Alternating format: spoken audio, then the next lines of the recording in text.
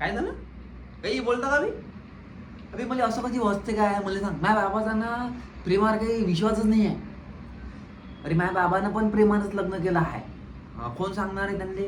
अय पळून गेलते ते. माझ्या बुडा पळून गेलता.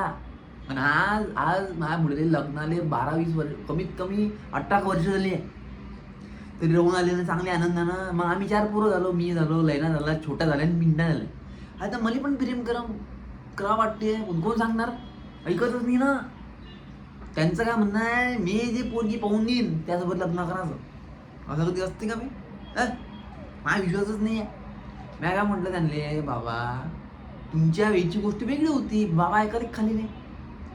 मला लय टेन्शन झालं, आता काय करावं काही समजून नाही आलं. माया असं आहे, लय पुट्टा पडते मला. माया जमतच नाही. आपल्याला पाहिजे प्रेम प्रकरण. माया लग्न माया ठरलं आहे की माया जे लग्न करायचं ते पाहून ठेवलेली आहे. आता कोण सांगणार आहे? म्हणतात गजान बाबा काहीतरी चमत्कार घडून आणा. माझ्या बाबाची सून आणि माई सून वेगळंच निघाली भाई. म्हणजे झालं बरोबर आहे ना. टेन्शन आहे ना. माझ्या बाबाला टेन्शन नाही, मला टेन्शन नाही. जाऊ दे.